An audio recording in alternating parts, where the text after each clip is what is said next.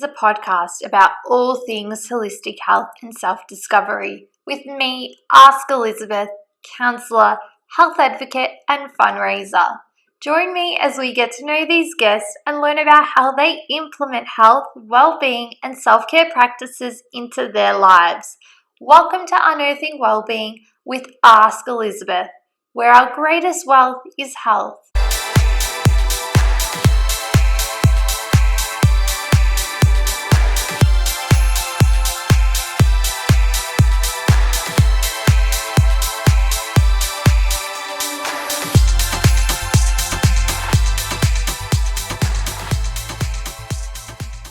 Hey everyone, and welcome to episode 21 of Unearthing Wellbeing. This week I had the honour of having founder and director of the JCN Clinic, podcast host, author of e.a.t cookbook, as well as nutritionist and recipe developer for the Body by Finch program on the podcast. That's right, it's none other than Jessica Cox. Jessica wears many hats, constantly juggling precarious equilibrium between them all. She has a Bachelor of Health Science majoring in nutrition, over 10 years of clinical-based experience, and now works remotely from the Yarra Valley here in Victoria, consulting with patients both nationally and abroad. Ever since I began this holistic health journey, Jessica has been there, educating and guiding me in this space, whilst inspiring me to cook and bake more consciously, always emphasizing that when in the kitchen, you have to have both taste and nutrition at the forefront of your mind. You will all be inspired by Jess, and perhaps those wanting that extra push start the journey too. So without further ado, here is Jess.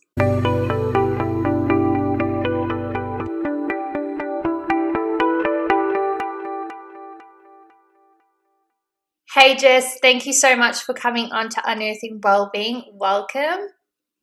Thank you. It's so nice to be here.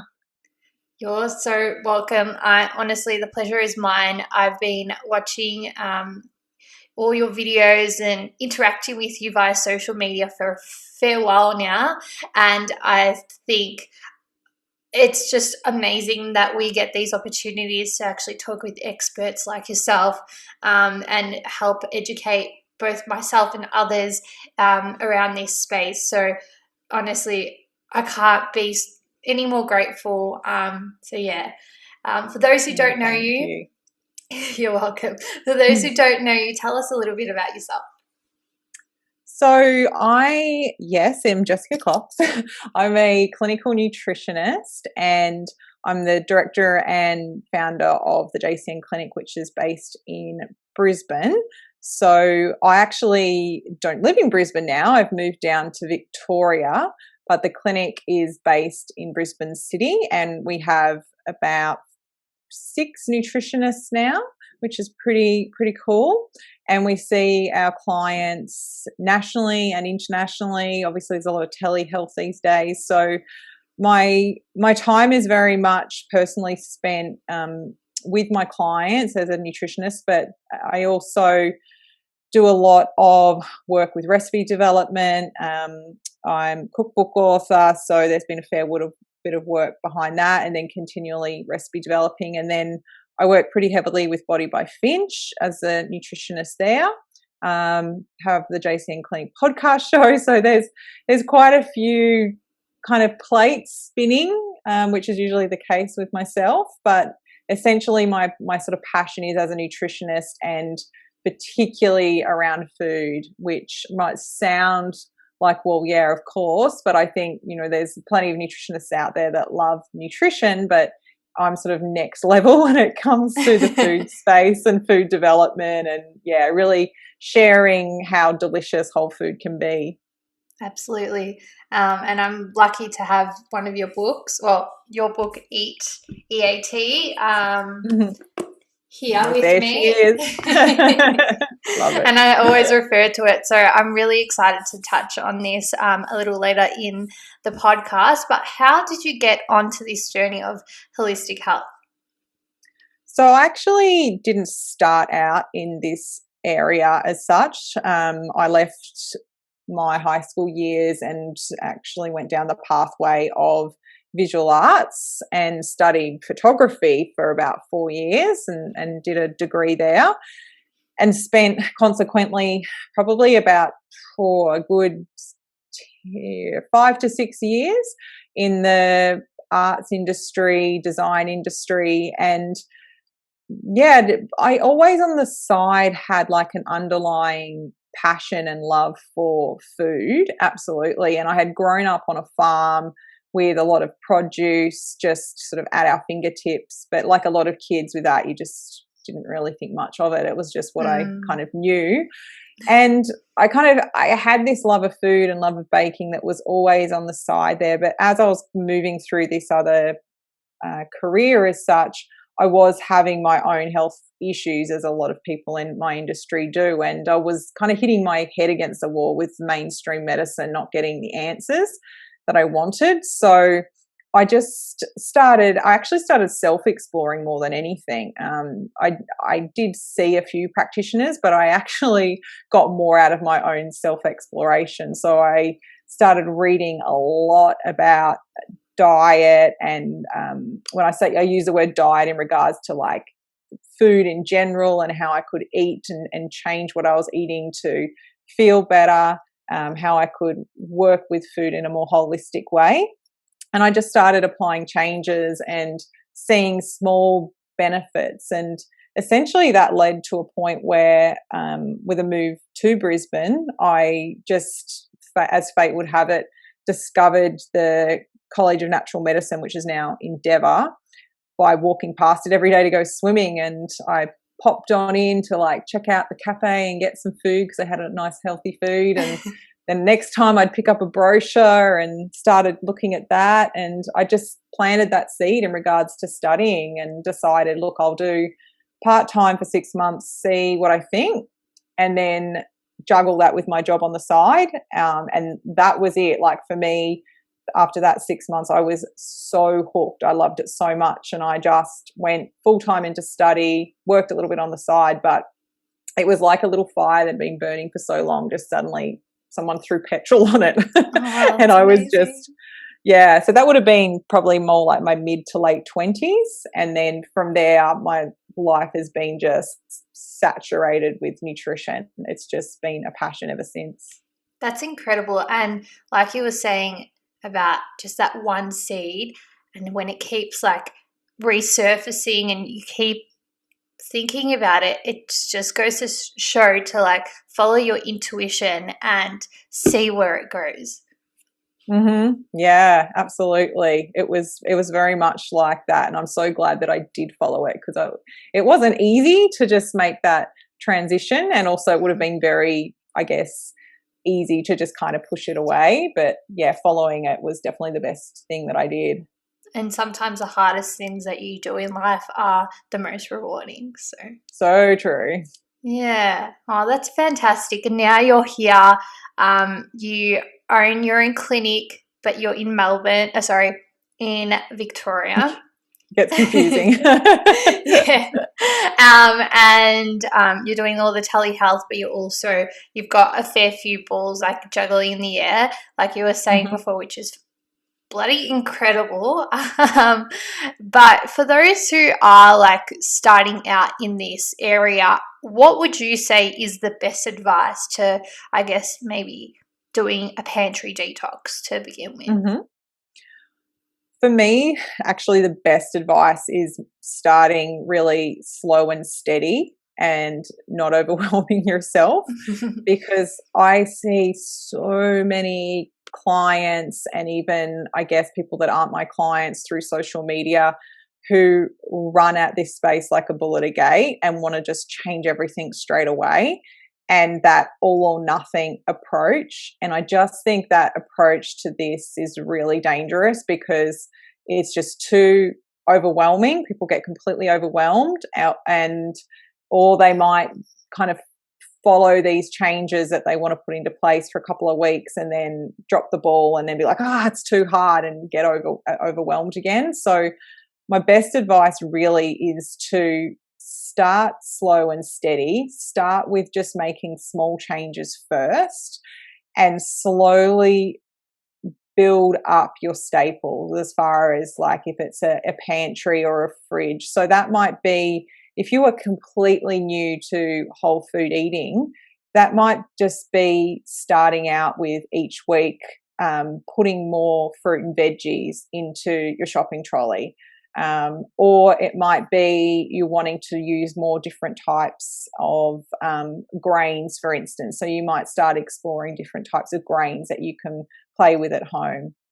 It might be alongside of that, getting some good resources, whether it's a book or websites that you really love with a couple of new recipes you want to change. But I just think doing it slowly, and I see this with working with people with their health, where you'll go in and you help someone change their food intake, you have to do it in steps, because trying to, again, go from like someone who eats, say, Vegemite toast for breakfast, maybe some like, canned tuna with some corn and rice for lunch, those little packs you can buy, and meat and veg for dinner. You can't get that person to just jump straight onto doing a smoothie with 10 different pantry ingredients. And like, do you know what I mean? It has to be, I'm sure you would understand that with your background too, like when you're working on things from a psychological point of view, it needs to have steps and processes so you can get to where you want to be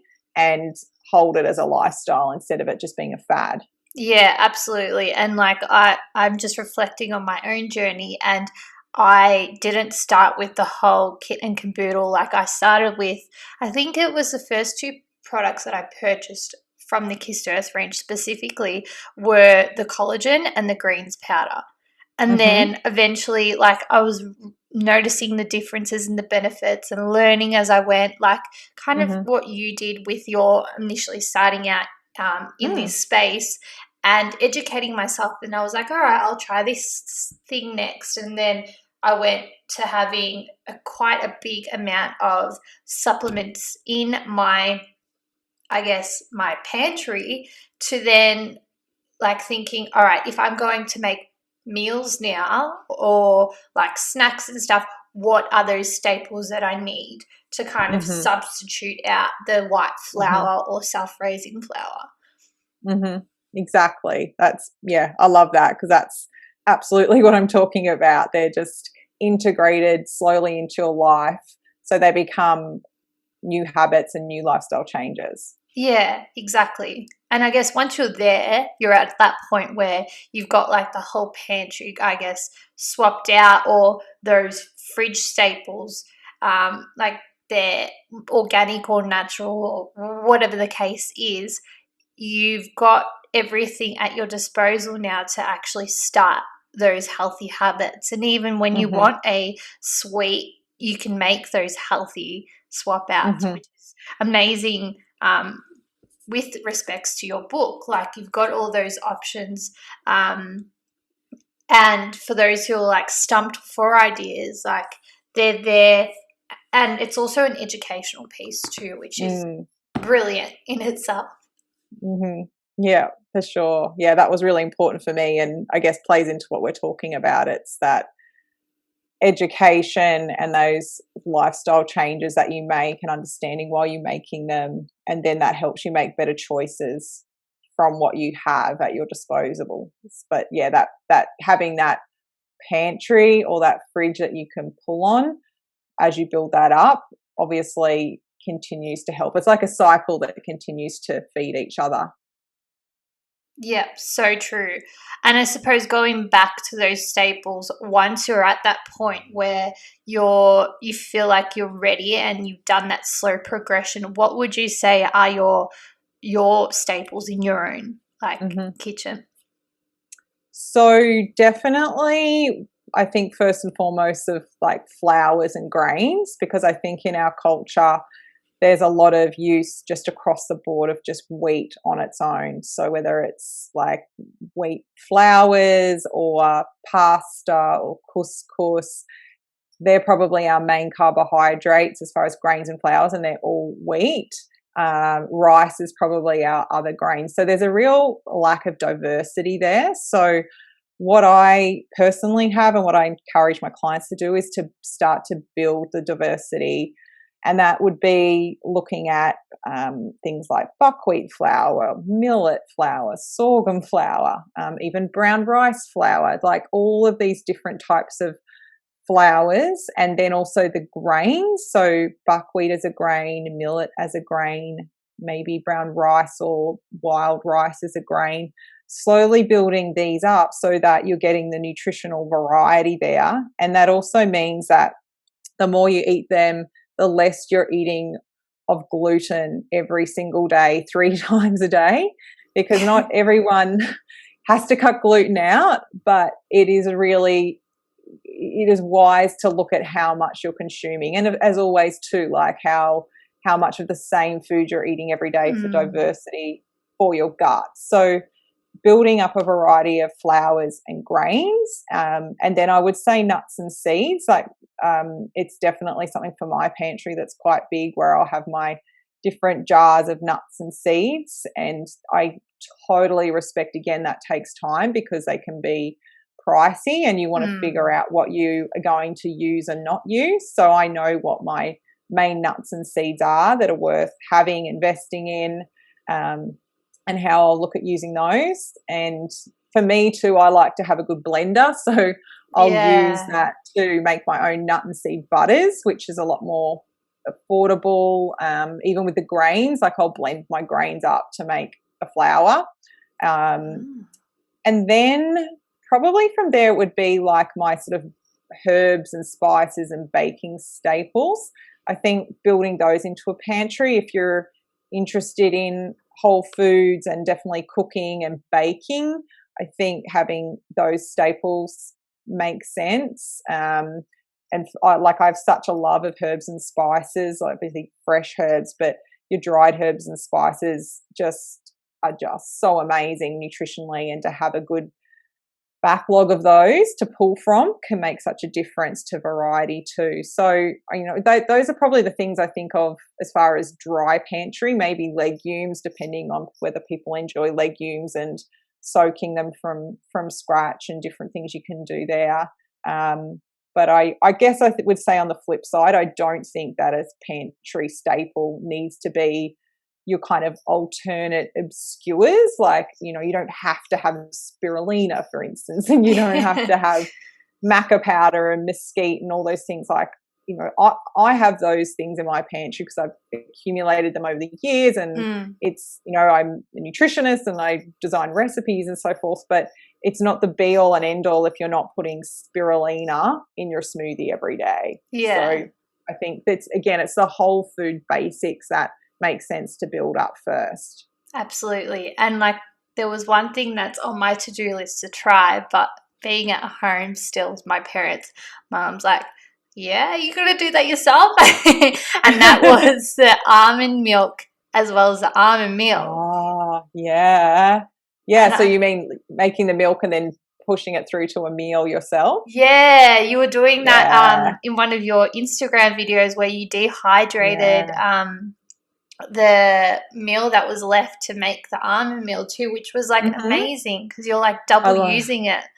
I know. I love doing that. I feel so just savvy because it's almond milk isn't obviously, even financially, it's not cheap to buy, but then almond meal as well. And I use a lot of them. So yeah, that double use of getting the milk, and then I basically collect my pulp because I make almond milk every week, and then I'll just put the pulp in containers, and then after maybe 6-ish weeks or so, I'm due to do it now, I'll pull out the dehydrator, which isn't a fancy expensive one. I think it's $100.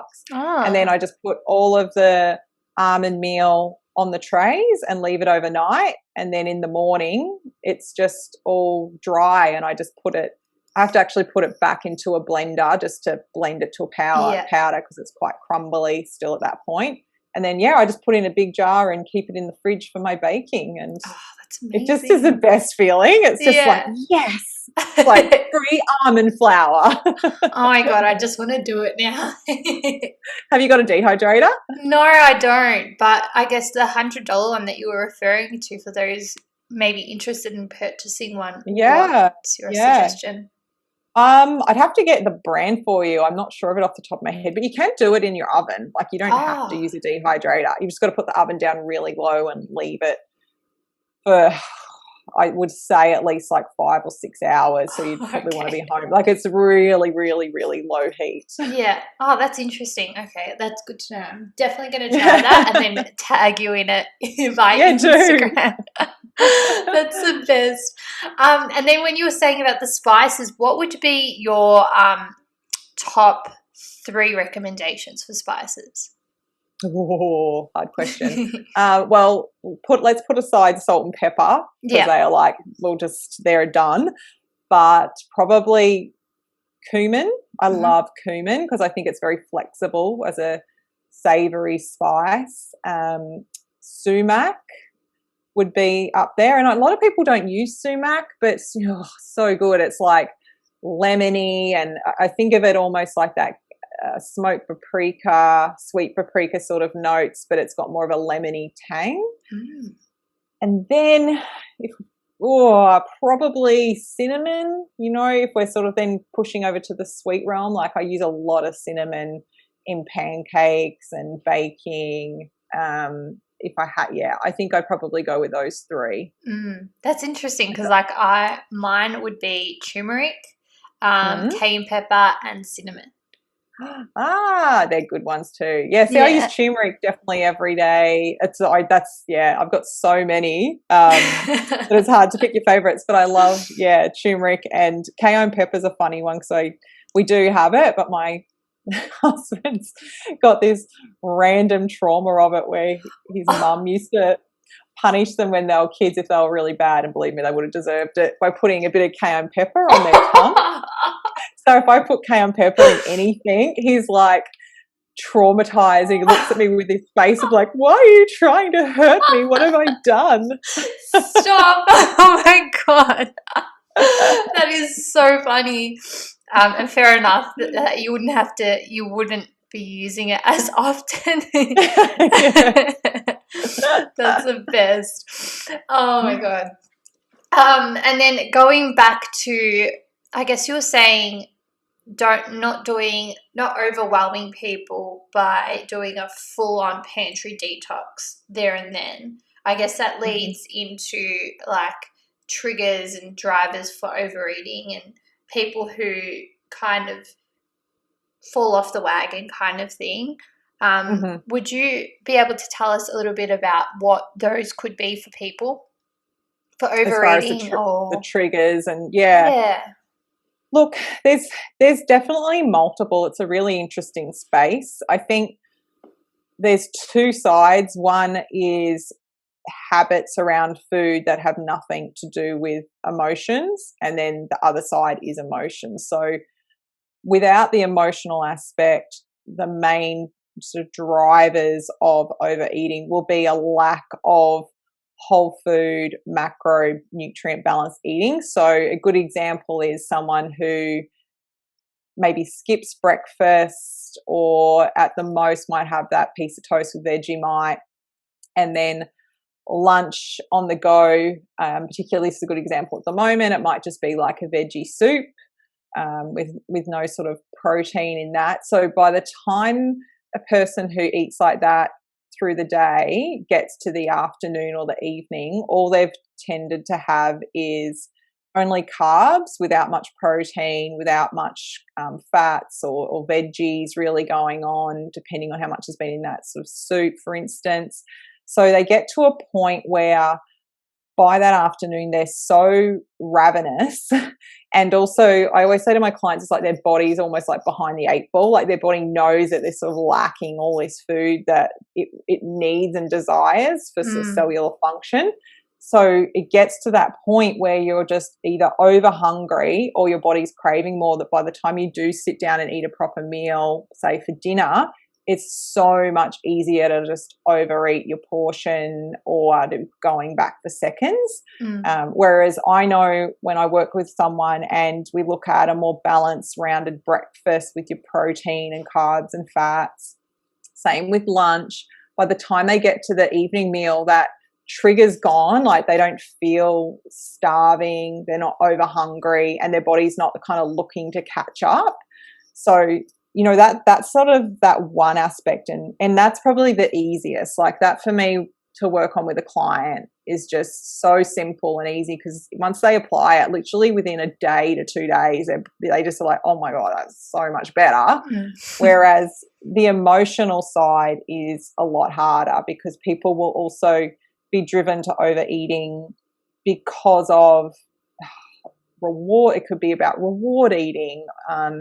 That a really classic one is with parents, that end of the day, kids are in bed, they'll sit down on the couch finally, and it might even be after dinner at this point, but it's like out come the sort of treats, like the ice creams and the chockies and the biscuits, and sit on the couch and reward eat. Or it might be dinner and that second helping. And there's an element of eating, of course, your emotions, like us, as I think particularly our culture, we've been very sort of, the word's not really designed, but our way we think about food is driven by emotions. So we celebrate with food, we commiserate, get my words out, commiserate with food.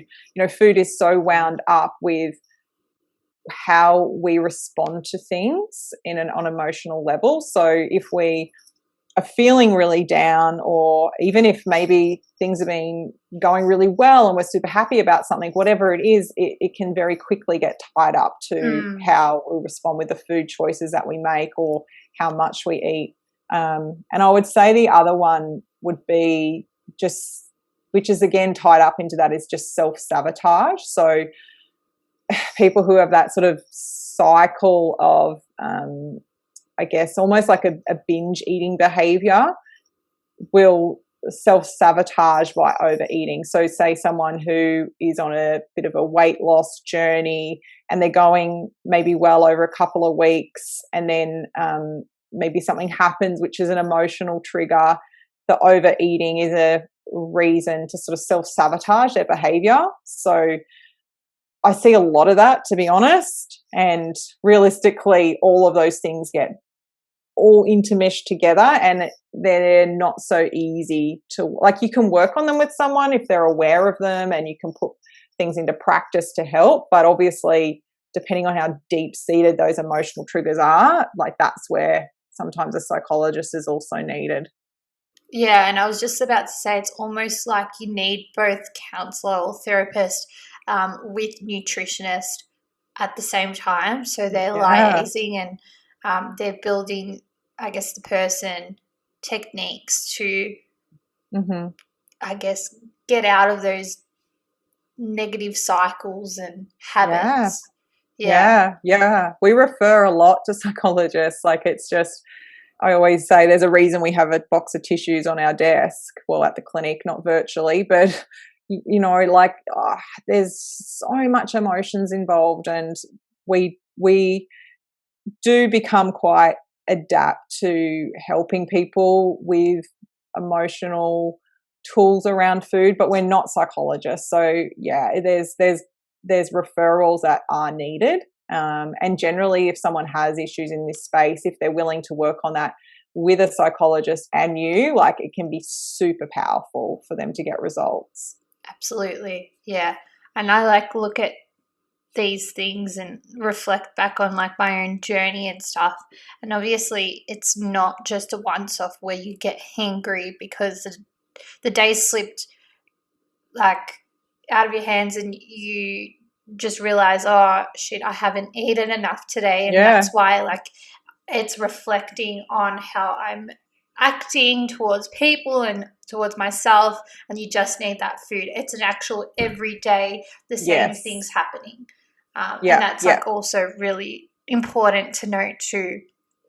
For sure. No, it's a really important line to draw, because everyone, I think I wrote a blog post on it about a week ago, everyone will overeat occasionally, and that's fine. We all accidentally work a bit longer than we thought, or miss a meal or a snack, and you get overly hungry, and like that happens occasionally, and that's fine. Or just a meal is just too delicious and you can't stop. So sometimes it happens, but yeah, it's the constant pattern that we're looking for. Yeah, that 80%, like they say, even, I don't know, correct me if I'm wrong, sorry, 80% you should be like eating really well and balanced diet and so forth. Mm-hmm. And then that 20% of indulgence. So even if you're indulging that 20%, it doesn't matter. Don't like be so negative towards yourself, because like that the other 80% you're doing really well kind of thing. Yep, absolutely. Yep. Yeah. So I guess with that, how can that lead to gastrointestinal issues? Generally, because this is, again, if it's a habit, so if it's an occasional thing, it's fine. But if you're doing this every single day, it puts a lot of pressure on your gut, because your gut is able to handle a certain amount of food in there physically within the stomach, and then as it moves through into the small intestinal tract. So the stomach can get really overwhelmed. All those stretch receptors just get really overwhelmed, and it can actually cause quite physical discomfort. But also, there's only so much your enzymes are capable of breaking down. So if there's an overload of food all the time, it won't be broken down as effectively and as efficiently, and that can lead to more food for longer in the intestinal tract, and potentially more fermentation for bacteria. And the more of that fermentation happens on an ongoing level, it can lead to some of these imbalances with bacteria and microbes.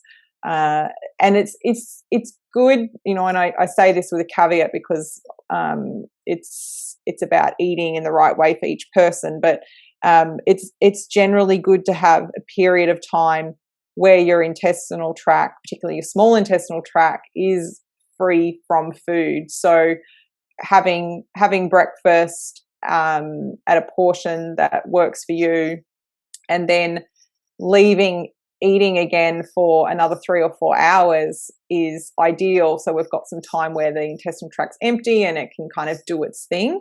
Whereas if we're overeating these meals constantly, it's like it's never getting a chance to be empty, or we're like eating all the time throughout the day. Like we're not getting any time for it to have just a break and do its thing. So it's essentially like it just gets so overwhelmed. It's an amazing system, but it's like taking your washing machine and just putting so much in there and just jamming it full, and then like expecting it to just do its job. It's just, at some point it's going to spew everything out at you and not be happy.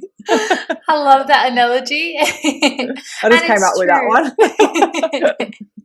So what would you suggest? Because I don't know, I find my body like sometimes intermittent fasting, and then other times, like if I'm at work counselling students at a school, I need more food regularly. So what would your take on intermittent fasting be?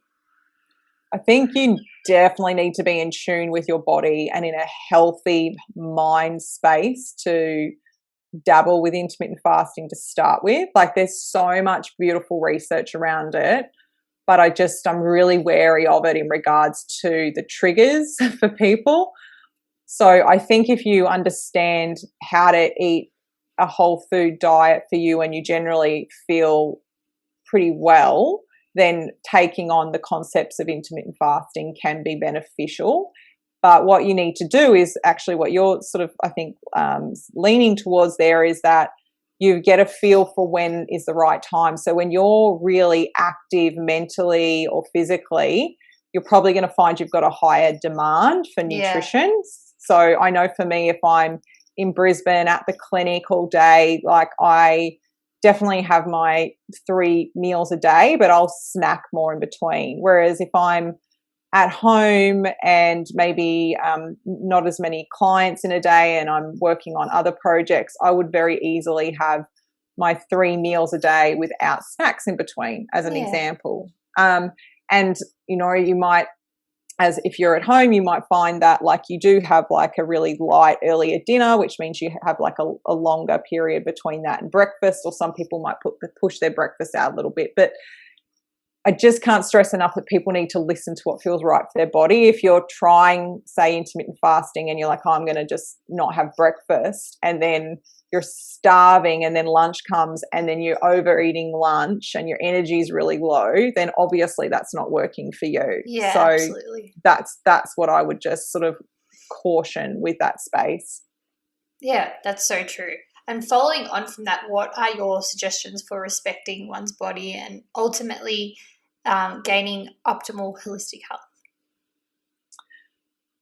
Points that we've sort of covered to date through, I guess, this chat would be really understanding what suits you as an individual. Like there's so much saturation of information that's obviously out there, particularly with socials these days, and understanding you really well and what feels right for your body nutritionally is absolutely, I think, number one.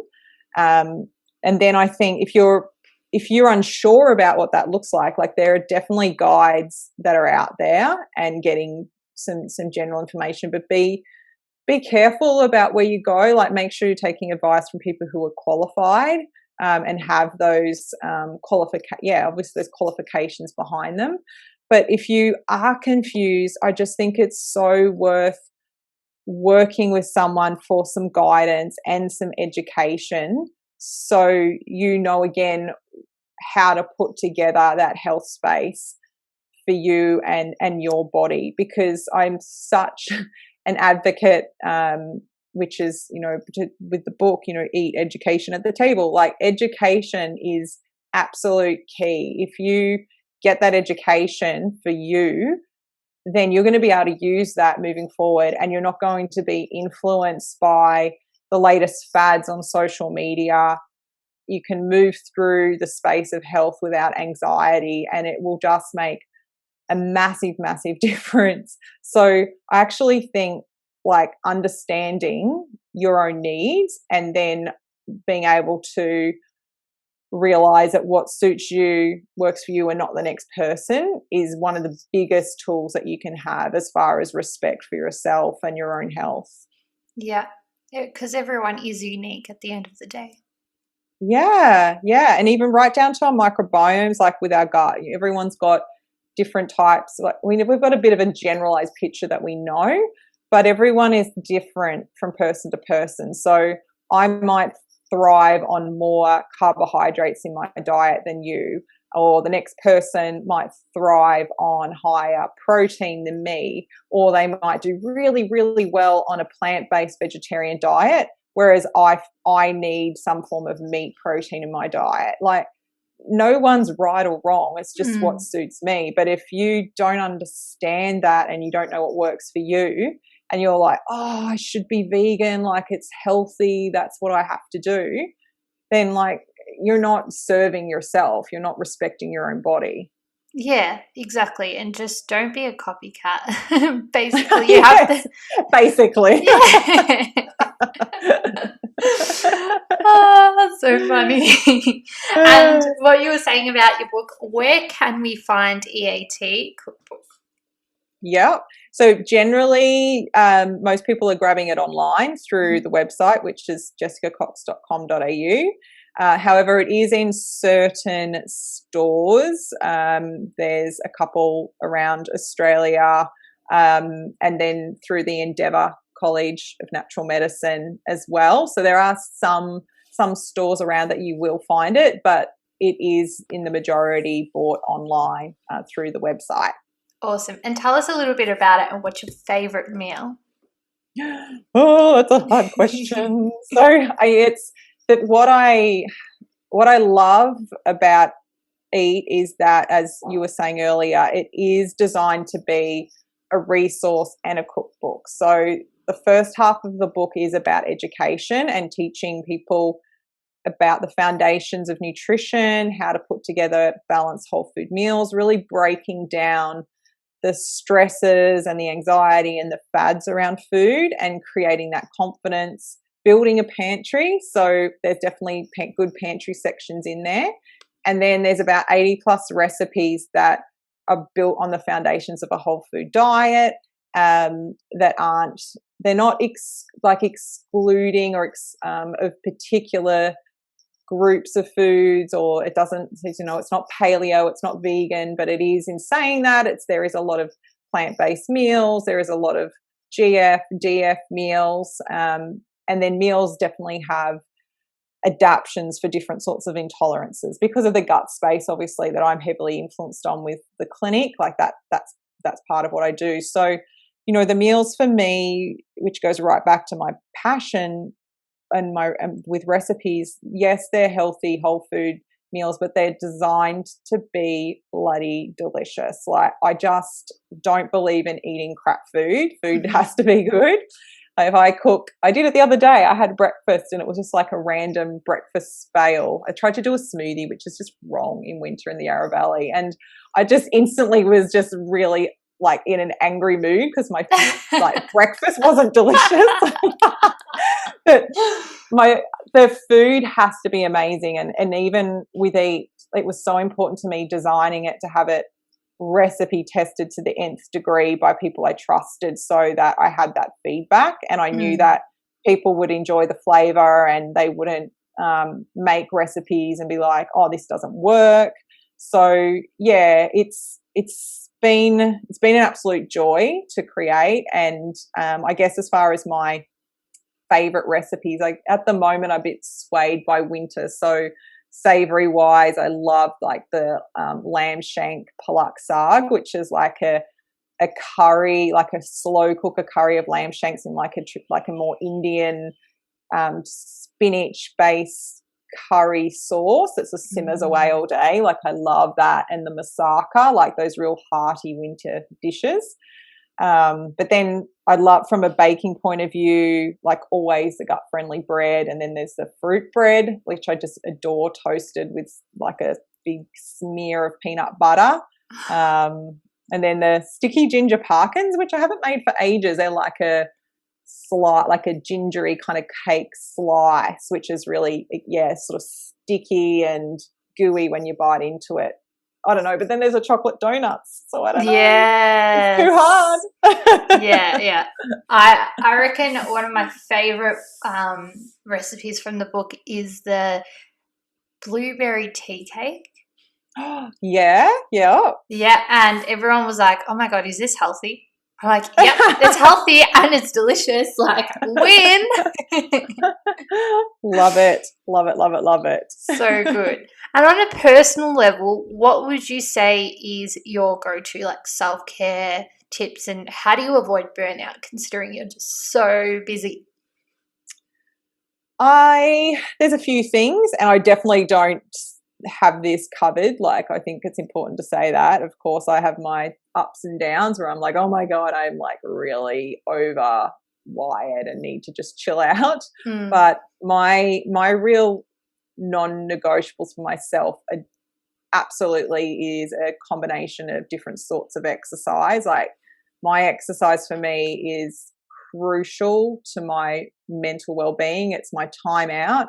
So that can be anything from gym sessions to a run to a walk. I structure time into my day most mornings where I'll get up and either drive to the gym or go for a run or go for a walk. And I really respect that time in the morning where I'll use my phone for my apps, but I will never look at my emails or anything to do with work in that time frame. I'll enjoy my workout. And then once I'm back and showered, after that, it's like, okay, now it's work time. And that sort of respect of that time in the morning of my time is so important to me. And I guess at the end of the day, the same, where I'll try and make sure I'm finished by a certain time.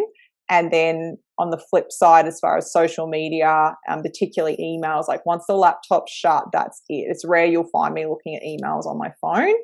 And then weekends, another thing for me with self-care is that walking and like being outside in the sunshine is huge. So, I mean, it's the Yarra Valley is a little harder, but when it's sunny, it's just glorious. And even in Brisbane, I would do it. I would at least for a good hour, sometimes even 2 hours, plug in my headphones and listen to podcasts that have nothing to do with nutrition, and just go for a walk in the sun. It's not like a power walk. It's just like get out in nature, enjoy it. Here I've got beautiful bushwalks I can go on, and that absolutely fills my cup. Like I'll do that, come back. And actually the other thing that I would do that I just love for self-care is usually I do something like that and come back and love just sitting on the couch with like a really good like chai or something and watching one of my favorite shows. I was recently binge watching Sex and the City from like start to finish, and that was glorious. Love that so much. And I think, everyone's different in terms of what they do and what works for them, which is why I always ask like every guest, what do you do for self-care? How do you avoid burnout? Because everyone's different, but I really love those answers. Awesome. Burnout, it's hard, like if you're a business, for anyone these days, and I think with your own business it's hard to switch off. So it's obviously really important to find those ways that you do create a start and an end point to your day, those sort of bookends, because it just otherwise can take over particularly when you love what you do. So true. And like starting out my own business, like with the online shop, it's like you really want to bump it up and like just push it to the realms of the earth, but it's also like you need to draw a line somewhere. Absolutely. I think over the weekend when I went to Queensland, I think that was a perfect time to just re-energize and look at what was important to me, kind of thing. So so true. For sure. And what would be your 3 tips for unearthing wellbeing? I think these would be related to some of the points we've talked about, but I think my first would be understanding that change is slow and progressive. So being realistic about change and respectful of that process, particularly if you're an all or nothing person, because that can be a really dangerous space. So respecting that change is slow and working on progressively breaking down habits and creating lifestyle change. I think another for me would be the foundations of health. So I talk about this so much, like with Clinic and then Body by Finch. I feel like a broken record, but understanding how important foundations are as far as like everyday healthy whole food eating, like just the foundational basics, which is what I talk so much about in E.a.t, like they just should never be underestimated because they're so powerful. Again, if you're not doing those every day and creating that good foundation, like a solid timber frame to a house, if you think that you can make up for it by just using, say, a greens powder but not eating well, like it's not going to cut the mustard. So you really need to get the foundations right. And I think the third one would be, again, just knowing yourself and knowing what works for you and then being guided by you and not others. So as you said, don't be a copycat is number 3. Oh, amazing. Those were, outstanding answers. And again, I cannot say thank you enough for coming on and helping others, I guess, take the plunge, especially with COVID and stuff. Sometimes it's really hard to just make a change. So hopefully this inspires people to do so. And I guess for those who are interested in following on or asking specific questions, where can they find you? You can find me on Instagram at Jessica Cox Nutritionist. Or actually, let me start that again. It's not Jessica Cox, that's Facebook. It's Jess Cox with one S, Nutritionist.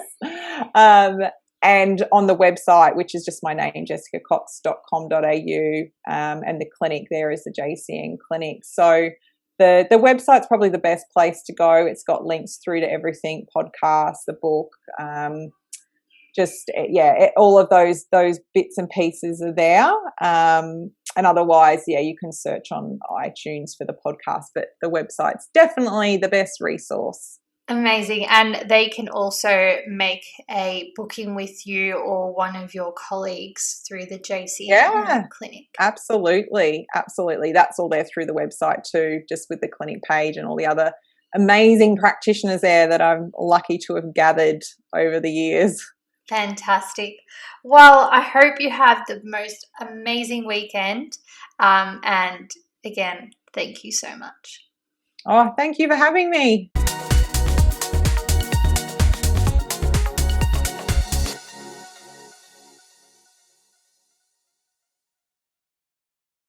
I hope you found the discussion with Jessica Cox encouraging. Her passion is so infectious. I'm ready to head into the kitchen. If you are interested in contacting Jess for some assistance, reach out to her on the mentioned platforms. If anything you heard has been triggering, please reach out to someone who can help keep you safe. Otherwise, remember, you can find Lifeline at any time on 13 11 14 or the Butterfly Foundation of 1-800-ED-HOPE. You are not alone. To ensure Ask Elizabeth and Unearthing Wellbeing continues to grow, please subscribe and rate the podcast. Feel free to also share and tag us on your socials. I hope you have a lovely day. Be safe and be kind. Take care.